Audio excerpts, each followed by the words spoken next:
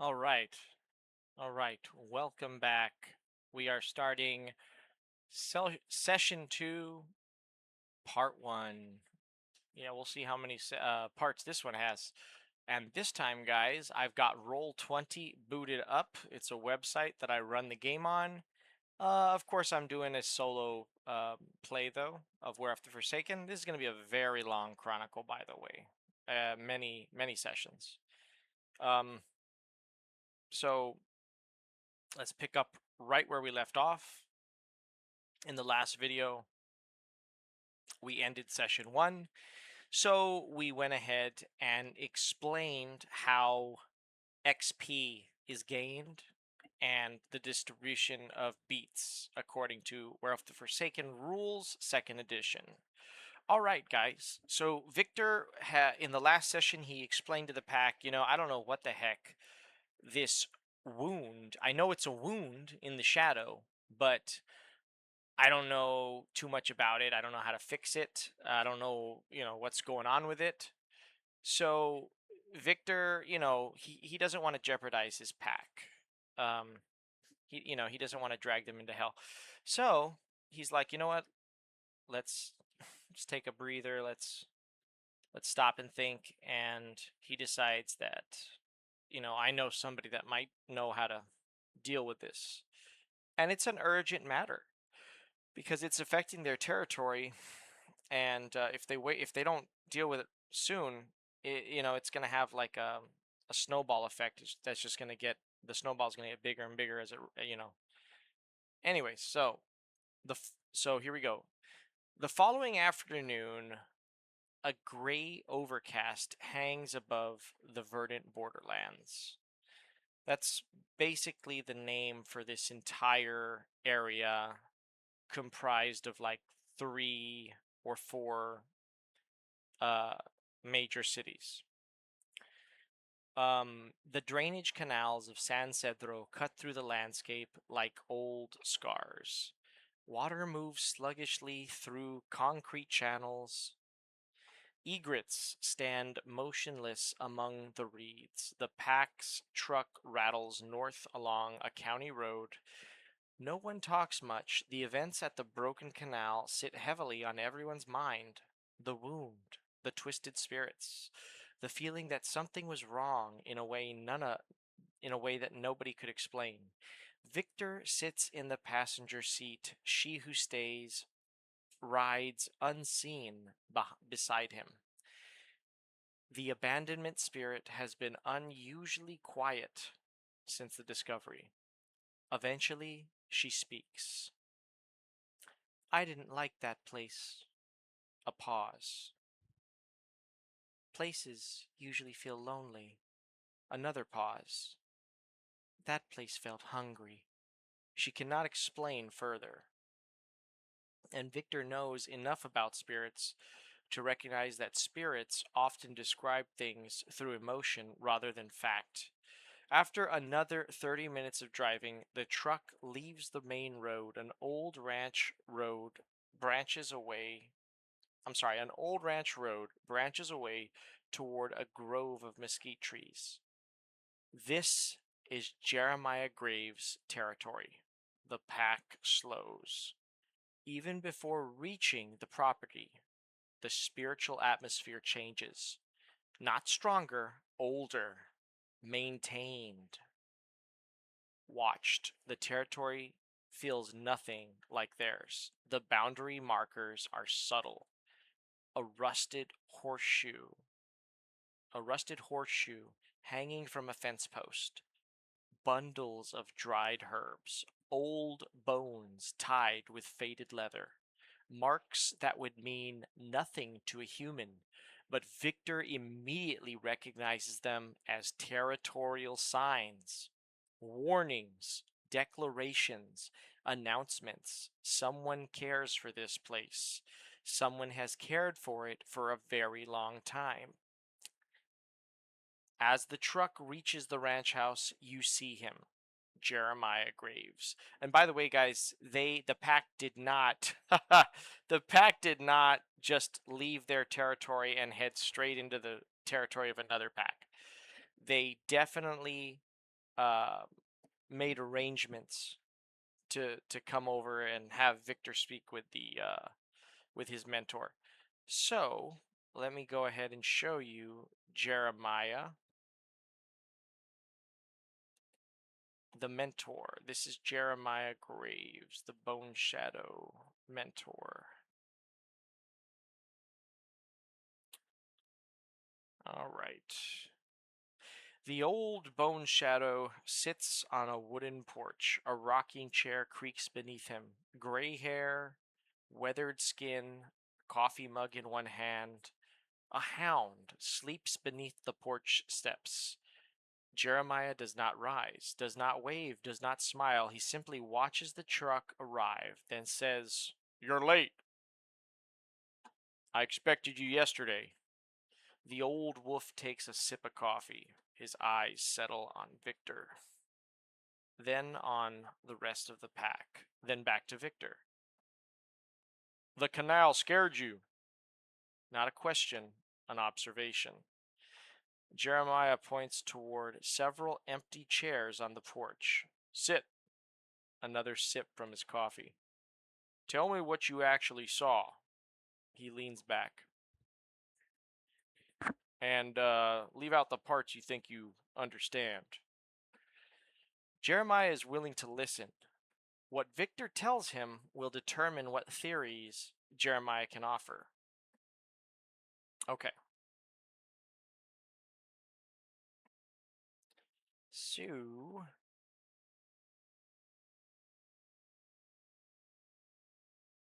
one second, guys. I'm going to have to use my system. If you're, I hope you didn't just start watching my videos from this point, because then you're going to not understand what I'm talking about. I have a system in place to help me so that I don't always know what my character is going to do, guys, okay? So I have a system that will give me a bunch of choices. And basically, the system will randomly choose a choice. And over time, those choices become more fine-tuned. But right now, since we just started the game, there's a lot of crazy stuff that my character could do, and I'm hoping that that doesn't happen. This is a solo playthrough, so anyways. All right, let's see. Okay, so Jeremiah is listening, and Victor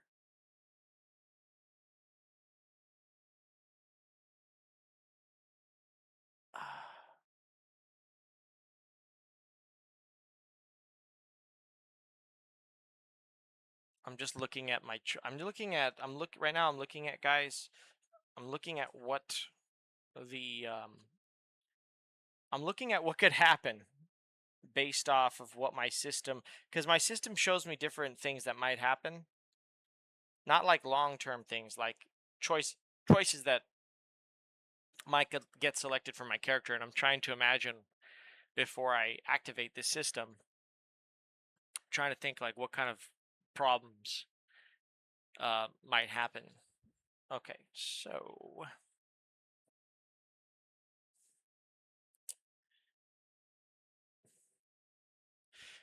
so Victor basically tells Jeremiah that they discovered a a lot of evidence for spirits forgetting their names, amongst other things, on their territory, which led to them discovering a wound, and they don't know how to deal with this wound. So let me plug all that in real quick.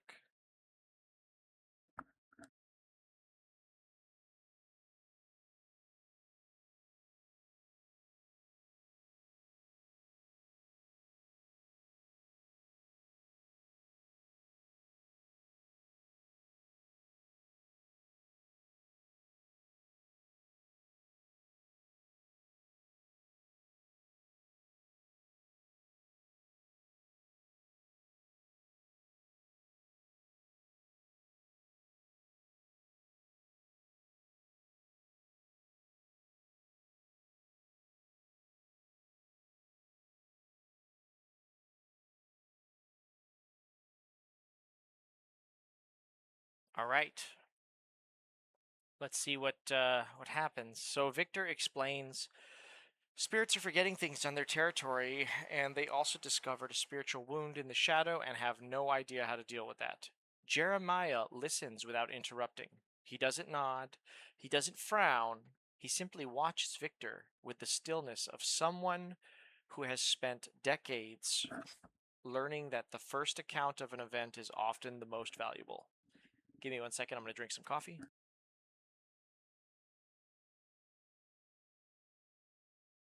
Sorry about that. All right, delicious coffee. It's all gone though now. Okay. He simply watches Victor with the stillness of someone who has spent decades learning that the first account of an event is often the most valuable. When Victor finishes, the old bone shadow lets the silence linger. Finally, he asks one question. You say they were forgetting? Victor nods. Jeremiah continues. What exactly were they forgetting? The room stays quiet. Jeremiah raises one finger. Don't summarize. A second finger. Tell me precisely what was forgotten. Another pause. Did they forget names, places, their purpose, their band, their bane, or something else? He leans back in the rocking chair. Details matter, especially to spirits. The old wolf glances toward Hector and the rest of the pack. And this wound? His eyes return to Victor. You called it a wound? Why? Describe exactly what you saw, not what you believe it was. What did your own eyes see? He folds his hands over the coffee mug. How large was it? What shape? Was essence flowing into it? Out of it? Did anything emerge? Did anything enter? Did any spirit approach it? Did any spirit flee from it? Another long pause. Then Jeremiah gives the first piece of instruction Victor has ever received from him as a fellow Ithier rather than as a student. Never diagnose a wound before you've described it. Bone shadows survive because we separate observation from conclusion. He gestures for Victor to continue. Start at the beginning. Tell me everything. Jeremiah has not yet offered a theory. He's following the same investigative discipline he taught Victor years ago. Gather observations first, form conclusions later, in keeping with the bone shadow approach.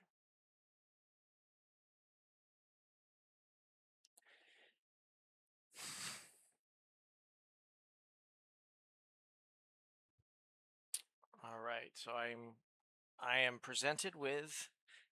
This is why I love my system, guys. Um, it's not something you guys have. I'll make a video on it later, but like I said, I did use AI, but I didn't just use like AI without preparing the AI. So my system uses like at least 20. I don't know exactly how many PDFs, but I have the PDFs for most of the Werewolf the Forsaken books.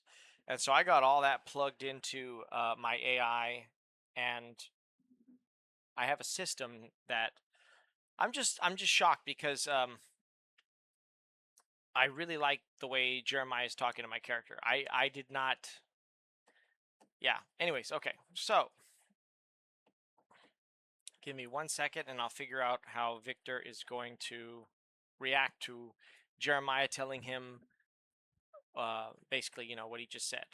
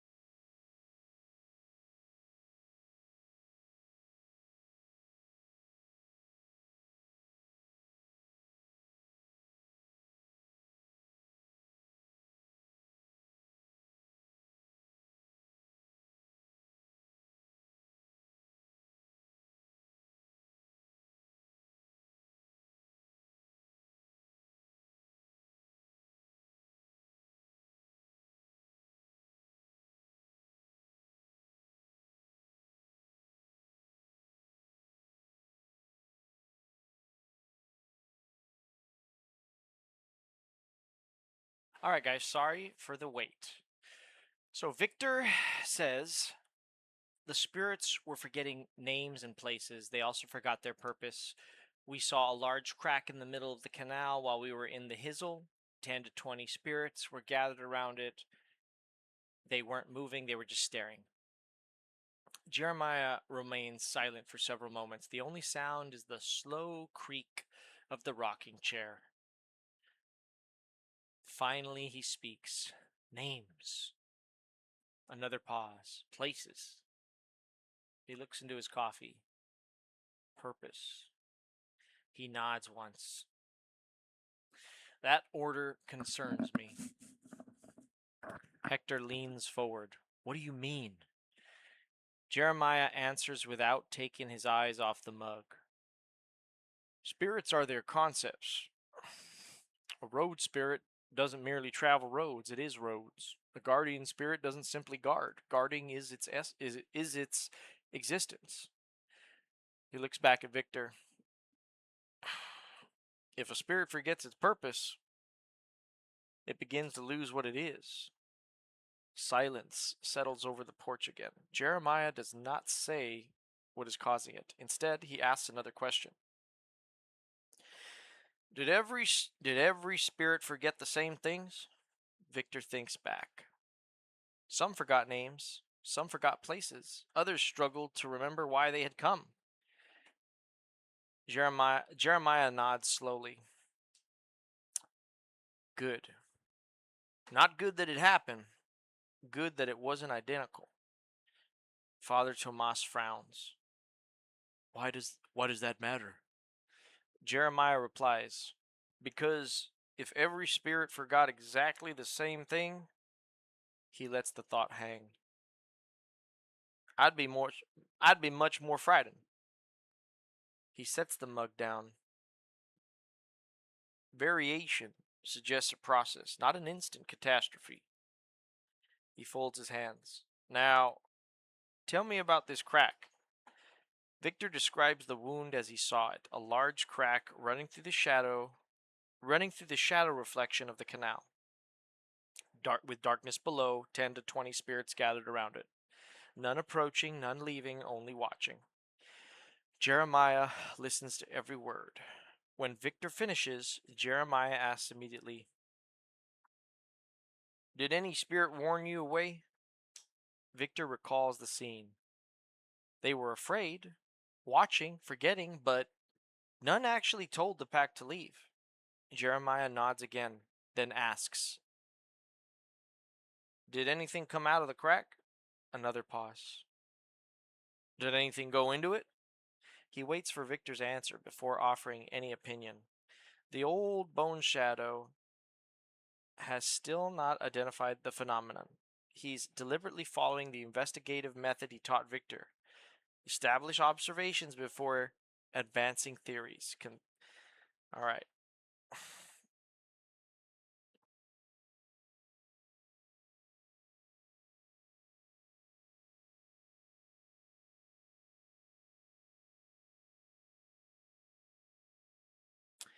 All right.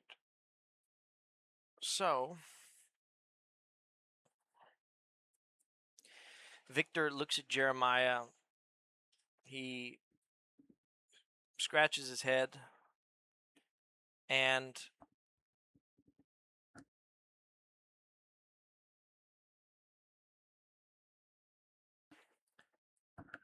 give me 1 second, guys. Using the system again.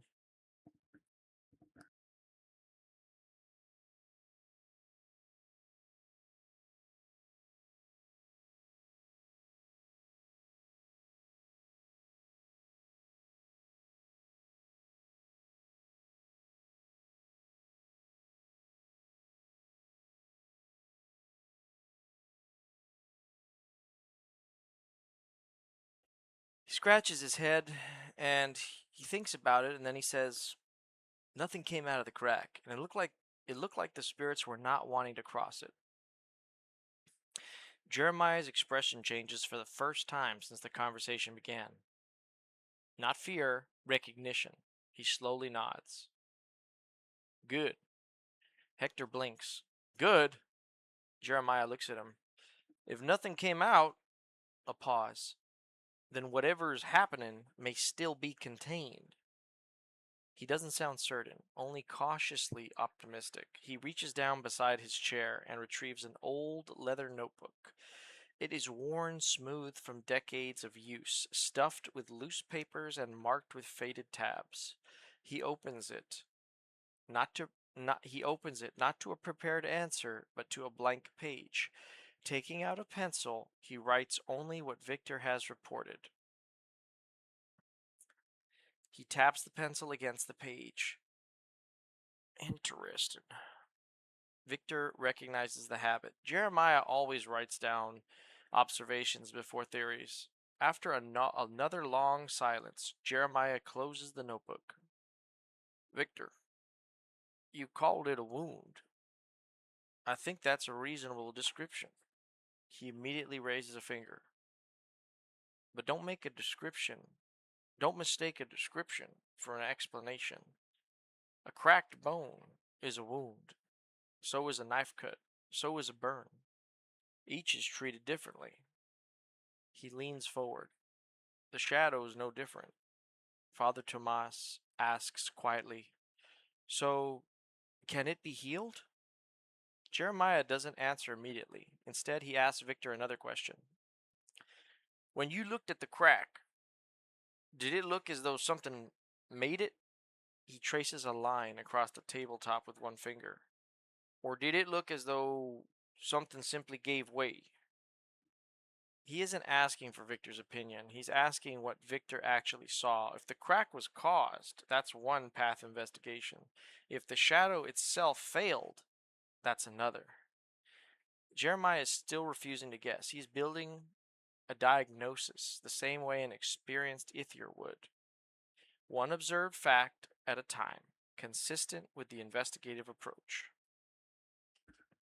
Victor thinks about it.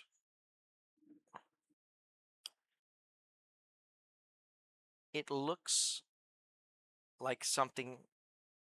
It looks like something simply gave way.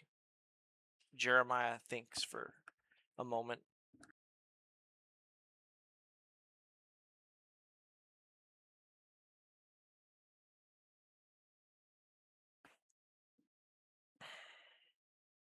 He scratches his head.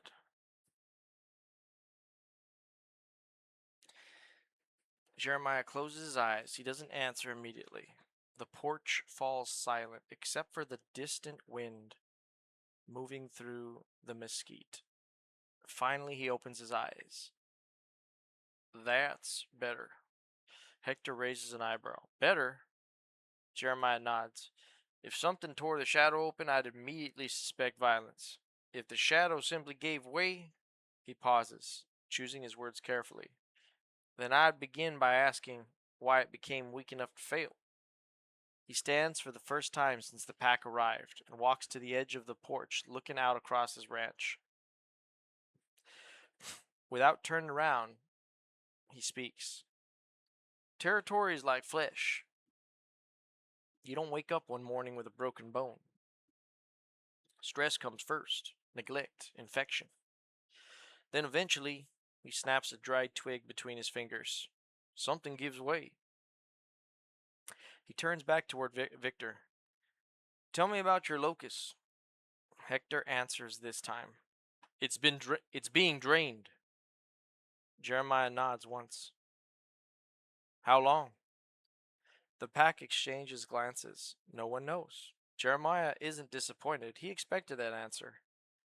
Instead, he walks back to his chair. Then I have a theory. Everyone becomes still. The old bone shadow immediately tempers expectations. A theory, nothing more. He opens the notebook again and sketches a rough circle. This is your territory. Near the center, he marks a dot. This is your locus. Then he draws a jagged line extending from it. This is your wound. He taps the page. I don't think the wound is draining the locus. Silence. Victor watches him carefully. Jeremiah continues. I think the opposite is more likely. He taps the dot representing the locust. If a locust weakens, his finger slides slowly toward the crack. The shadow around it may eventually fail. He closes the notebook before anyone can take that as fact. That fits with what you told me. It does not prove it.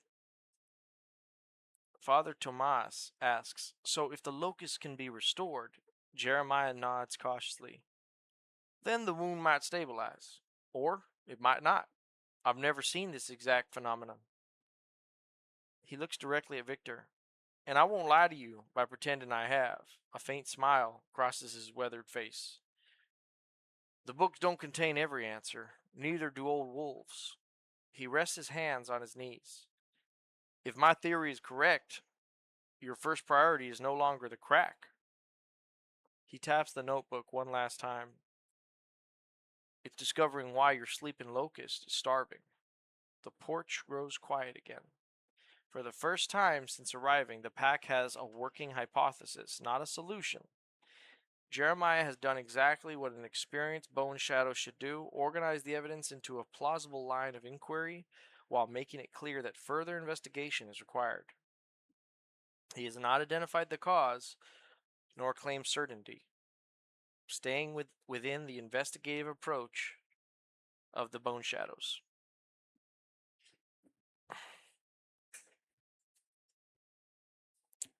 Alright, so gotta use the system again. Alright.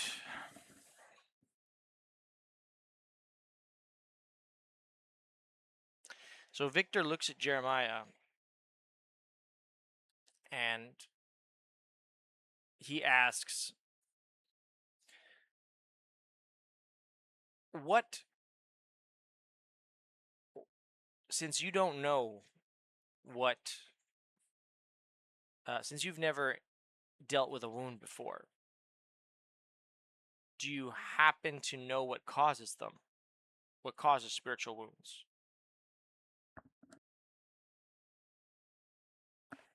Jeremiah waits and thinks for a moment.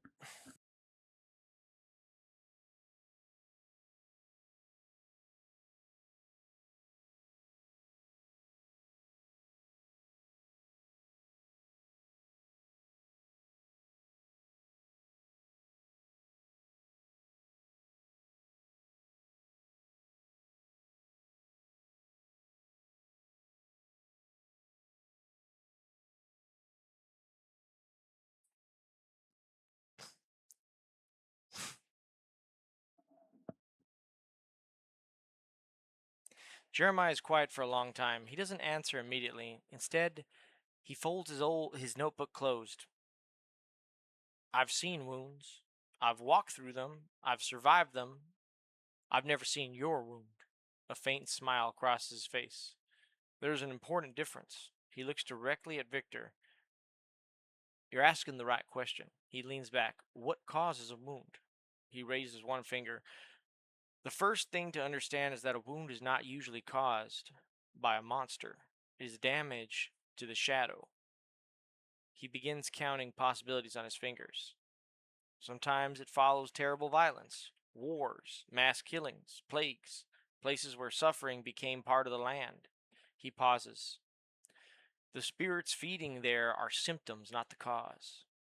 Pain spirits, hatred spirits, despair spirits, they gather because the shadow is already injured.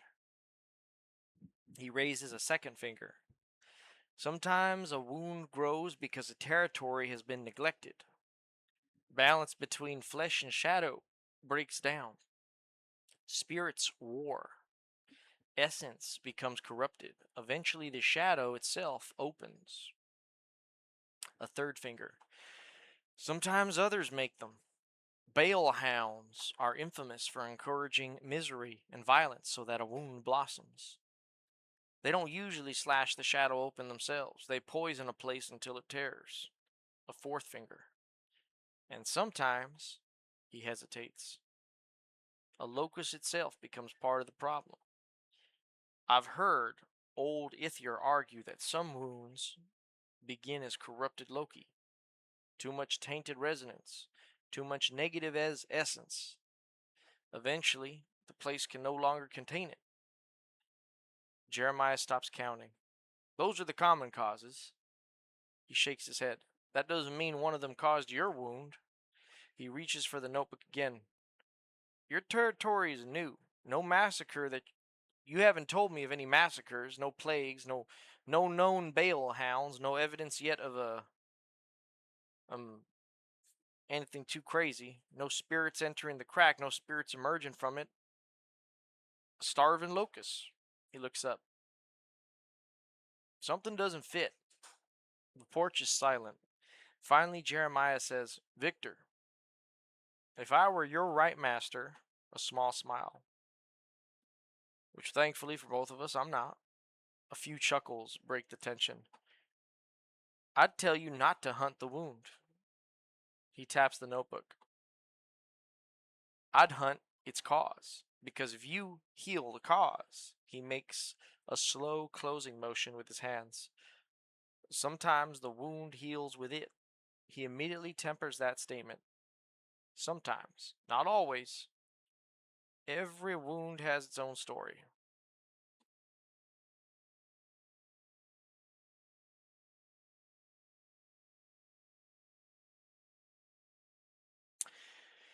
Victor thanks Jeremiah.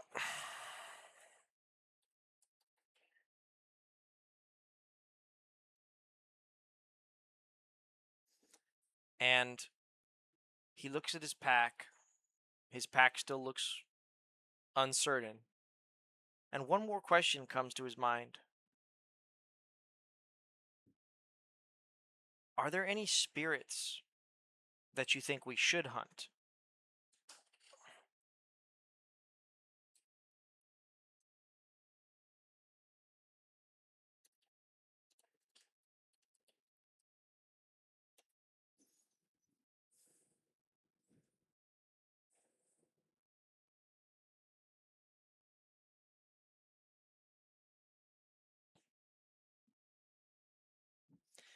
Jeremiah doesn't answer immediately. Instead, he asks a question. Why? Victor blinks. Jeremiah continues. Why do you want to hunt a spirit? Victor explains. The spirits around the crack were forgetting who they were. I thought perhaps one of them was responsible. Jeremiah nods once. A reasonable suspicion. He takes another sip of coffee. But suspicion isn't evidence. The old bone shadow sets the mug down. Victor, one of the first lessons every Ithier learns is this. A hungry wolf kills the wrong prey. Silence. Everything you told me suggests spirits are suffering, not attacking. He ticks off the observations on his fingers.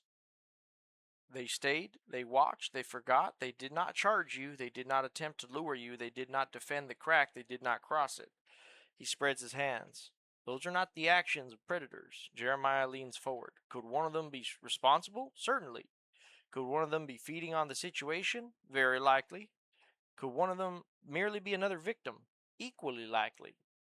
He lets Victor consider that. Finally, Jeremiah answers the question directly. No. Based on what you told me, I would not choose a spirit to hunt. Hector folds his arms. So what do we hunt? Jeremiah smiles faintly. Answers. Another pause. Though, he reaches for his notebook again, there are spirits I would speak to. He begins another short list.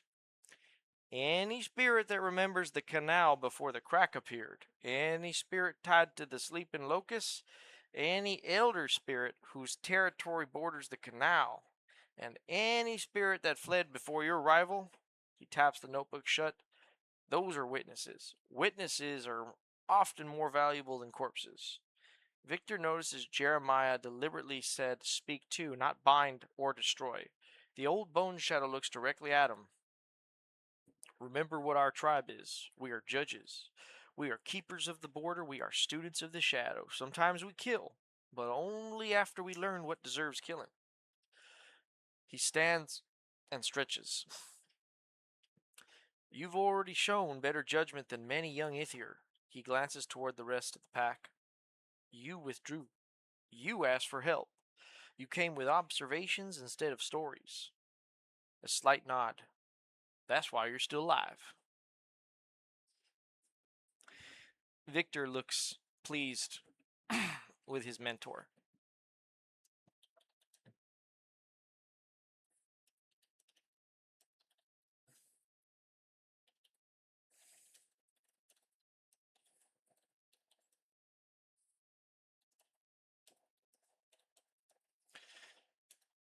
Victor looks pleased with his mentor and turns to his pack and motions he's ready to leave.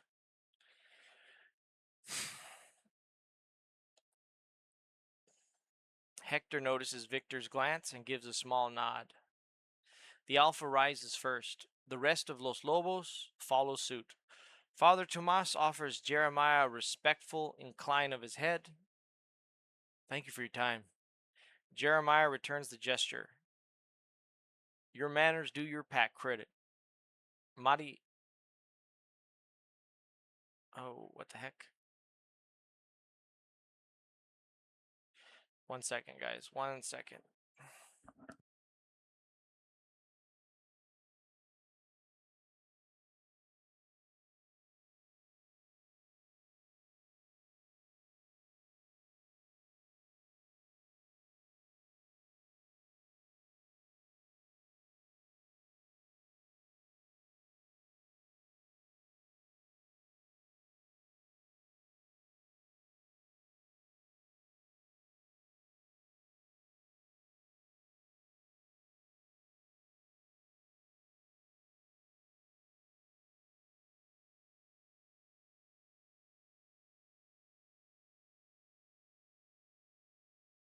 Alright, guys. I'm sorry about that.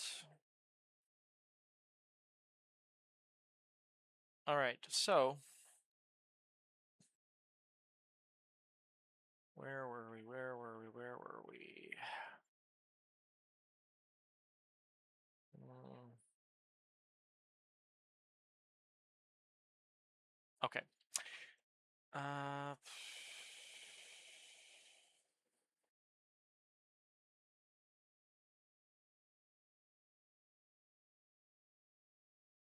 as Victor reaches the porch steps, Jeremiah speaks one final time. Victor, the young bone shadow looks back. Jeremiah's expression is calm, measured. You came looking for certainty. He gives a faint smile. You won't find much of that in the shadow. A pause. But you got something better. Victor waits. A direction. Jeremiah walks over and places a weathered hand on on Victor's shoulder. Your territory is talking to you. Listen before you speak, watch before you act, and if the shadow asks you a question, he remembers Victor's account of the reflection. Be very careful how you answer. He removes his hand. Go home, protect your territory, learn why it's bleeding. If you uncover something you cannot explain, a slight smile, then you've earned another cup of my coffee. Hector chuckles. I'll hold you to that. Jeremiah snorts softly. Don't. It's terrible coffee. A few quiet laughs break the tension. For the first time since arriving, the pack feels the weight of their shoulders lighten, not because the mystery is solved, but because they now have a direction. The five Uratha make their way back toward the truck. As Victor reaches the passenger door, she who stays appears beside him for only a heartbeat. She looks back toward Jeremiah's ranch. He remembers things. Victor glances towards his mentor. Jeremiah is already sitting back in his rocking chair, coffee in hand, watching the wind move through the mesquite. Then she who stays quietly adds, I think that's why he feels safe. She fades from sight as Victor climbs into the truck. The engine starts.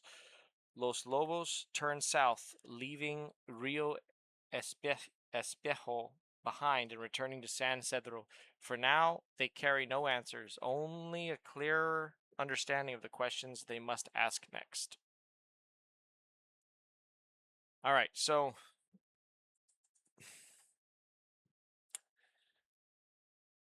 all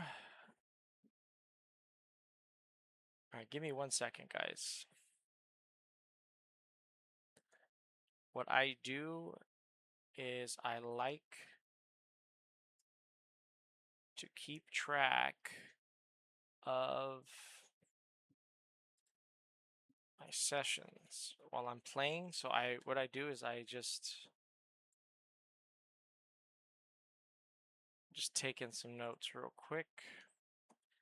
It's tough when you play solo, but at the same time, I feel like you get a lot done when you play solo. So you know what, guys? So that I don't keep you waiting, I think this is a good point. We're 40 minutes into the video, and we actually did 20 minutes previously when we ended session 1. So we're gonna actually cut the video here, and then I will have part 2 for you in a couple days. Y'all take care. Thanks for watching. I hope you enjoyed session 2, Werewolf the Forsaken, Los Lobos.